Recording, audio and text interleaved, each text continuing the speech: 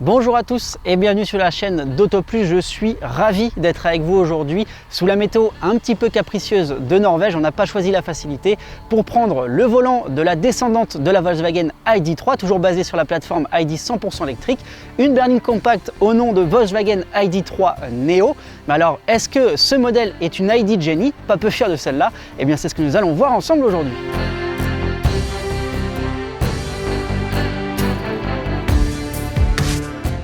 Et on va commencer avec le design extérieur du modèle. Et par rapport à une Volkswagen ID.3, on pourrait presque parler d'un facelift. Il n'y a pas beaucoup d'éléments qui changent. On adopte quand même le nouveau style pur positif que l'on peut déjà voir sur les Volkswagen ID Cross ou encore ID Polo. On a sur cette face avant les plus gros changements par rapport à la Volkswagen ID.3 avec sa calandre pleine, le bouclier qui a été redessiné avec des entrées d'air sur les côtés et ces lignes qui sont nouvelles pour souligner le côté un petit peu plus aérodynamique du modèle. La bande lumineuse qui vient parcourir l'ensemble de cette face avant avec le logo Volkswagen qui est rétro éclairé. Les feux, eux, sont toujours dotés de la technologie IQ Light avec de nouveaux détails graphiques dedans. On a enfin un capot très court, très plongeant avec quelques nervures dessus pour souligner encore une fois et renforcer ce côté un petit peu plus aérodynamique. De profil par rapport à une Volkswagen ID.3, on a un véhicule qui est visuellement plus long et plus bas avec 4,27 m de long pour 1,56 m de haut et 1,81 m de large. Pas de grands changements à noter sur cette partie, si ce n'est peut-être le toit qui est désormais dans la couleur de la carrosserie, blanc glacier sur notre version du jour. On a les coques de rétroviseur noires qui viennent d'éteindre par rapport au reste de l'ensemble. Et sur notre finition style, on a le droit à des jantes aérodynamiques de 19 pouces. À l'arrière, toujours pas de gros changements à noter, si ce n'est le haillon qui est désormais couleur carrosserie et le béquet qui s'intègre un petit peu mieux dans l'ensemble. On retrouve toujours le logo Volkswagen qui sert aussi de caméra de recul et d'ouverture de la malle de coffre. On retrouve le nom en toutes lettres du modèle, ID.3 Neo sur celle-ci, et des feux en 3D très sophistiqués avec un effet séquentiel. Enfin, on a le droit à un imposant bouclier qui renforce le côté un petit peu plus statutaire du véhicule. À bord, le modèle marque une véritable rupture par rapport à la Volkswagen ID.3. On veut une ambiance plus premium pour le constructeur et c'est assez réussi avec un tableau de bord qui a des lignes très horizontales, assez épurées, avec la présence de beaucoup de matériaux plus qualitatifs, notamment pas mal de tissus pour habiller cette planche de bord ou encore les sièges. On a quelques morceaux encore en plastique dur, notamment au niveau de la console centrale, mais la plupart du temps ce plastique il va être moussé. Je pense par exemple ici au niveau des contreportes, c'est quand même vraiment pas mal.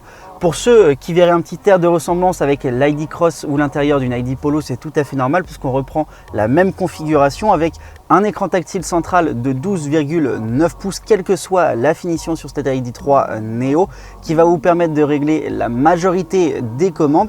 On a quand même quelques boutons physiques pour gérer la climatisation juste sous celui-ci, mais vous pouvez aussi la gérer via la barre permanente en partie basse sur l'écran tactile central. Un écran qui a été aussi revu par Volkswagen avec un nouveau système d'exploitation, le 6.0, qui le rend un petit peu plus fluide.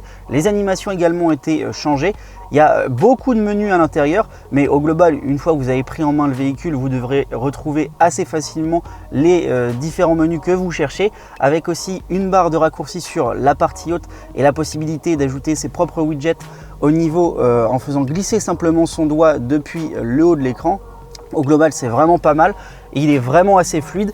Il est accompagné par un compteur numérique de 10,25 pouces qui est bien plus grand que celui qu'il y avait sur l'ID.3 et qui lui aussi est personnalisable. Là pour le coup j'ai l'affichage rétro que nous avait présenté Volkswagen sur l'ID Polo, que moi je trouve plutôt sympa, mais avec un simple bouton sur le volant vous allez pouvoir retrouver un habillage plus classique avec la possibilité encore une fois de le configurer. Ce volant justement, parlons-en, on est en face d'un tout nouveau volant avec une partie plate au niveau du haut et au niveau du bas. Un volant qui est assez imposant, mais une fois que vous l'avez bien appréhendé, il n'y aura pas de souci au moment de la conduite. Enfin, en ce qui concerne les sièges, on a le droit sur notre modèle du jour à un pack d'options qui permet d'avoir des réglages électriques ainsi que les sièges chauffants et le volant également qui lui est chauffant. À l'arrière, les passagers seront aussi bien installés qu'à l'avant, avec quand même de l'espace limité, notamment au niveau de la tête. Pour mon 1,80 m, ça va aller, mais pour les plus grands, ça va être un petit peu plus compliqué. On a 95 cm selon le constructeur entre le bas du siège et le plafond.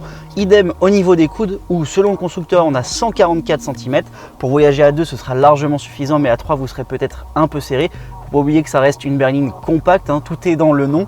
Au niveau des jambes, en revanche, ça devrait aller puisque là le siège est réglé pour ma position de conduite et j'ai encore suffisamment d'espace. Les passages arrière pourront aussi profiter de 2 prises de type USB-C situées derrière la console centrale.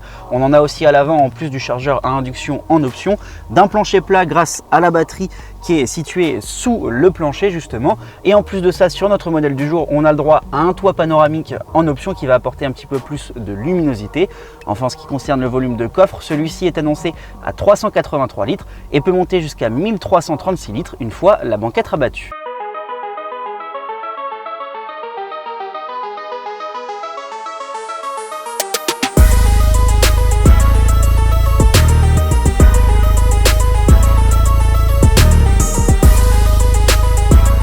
Alors une fois au volant de cette Volkswagen ID.3 Neo, vous avez un seul moteur de disponible d'un couple maximal de 350 Nm. Simplement, il est disponible à différents niveaux de puissance qui sont associés à différentes tailles de batterie. Leur première configuration, c'est la plus petite batterie avec une capacité de 50 kWh et un moteur d'une puissance donc de 170 chevaux. La deuxième que l'on a laissée aujourd'hui, c'est une batterie d'une capacité de 58 kWh avec une puissance de 190 chevaux. Et si vous voulez la totale, vous avez la grosse batterie de 79 kWh avec une puissance de 231 chevaux. En ce qui concerne notre modèle du jour, on va avoir à peu près 500 km d'autonomie, un tout petit peu moins dans les faits. La petite batterie va proposer un tout petit peu plus de 400 et la grosse batterie, elle pourra proposer jusqu'à 600 km d'autonomie. En ce qui concerne la recharge, vous avez sur les deux petites batteries une puissance maximale de 105 kW qui permet de recharger de 10 à 80% en 25 minutes sur la batterie de 50 kWh et en 26 minutes sur notre batterie du jour. Enfin, la grosse batterie, elle, aura le droit à un chargeur plus puissant de 183 kW pour faire le 10 à 80% en 29 minutes. Alors maintenant qu'on a donné un petit peu tous les chiffres, évoquons quand même les sensations de conduite. Qu'est-ce que ça donne vraiment une fois qu'on est derrière le volant? Eh bien, par rapport à une Volkswagen ID.3, on a toujours ce comportement très dynamique avec en plus la batterie installée directement sous le plancher. On a un centre de gravité bas et une voiture qui se comporte très bien en virage. Les 350 Nm de couple instantané nous permettent d'avoir une accélération vraiment très franche. Voilà, il suffit simplement que j'appuie sur la pédale pour que la voiture elle parte directement. On a donc une voiture qui est vraiment très vive avec une direction qui est précise. Le 0 à 100 sur notre modèle est abattu en 8 secondes. La petite batterie elle fera 8,6 secondes et la grosse batterie fera 7,1 secondes avec donc les puissances un petit peu supérieures. Le principal point qui pêchait sur la Volkswagen ID.3, c'était surtout au niveau de ses suspensions que l'on pouvait trouver un petit peu fermes.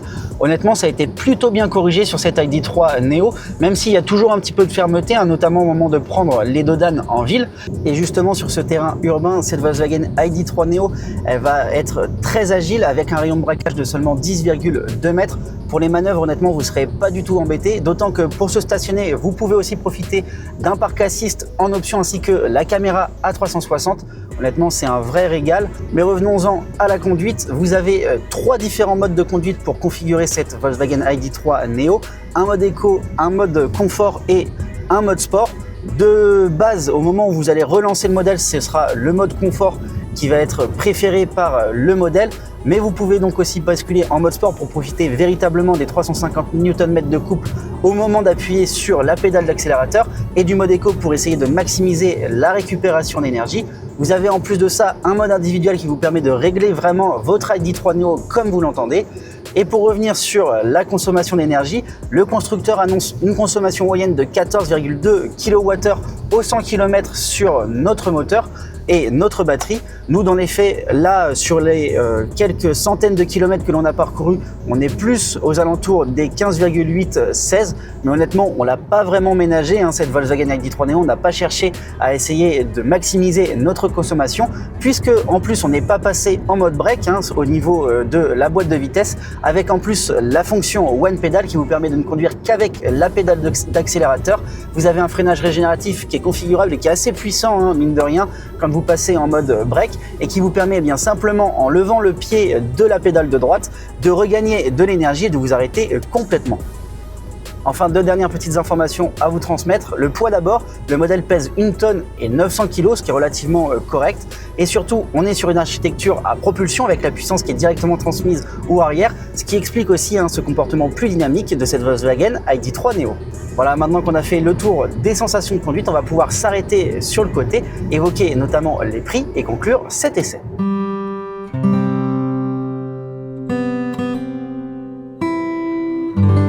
Au global, on a donc une ID.3 Neo qui est vraiment au-dessus de sa devancière, reste à savoir le prix.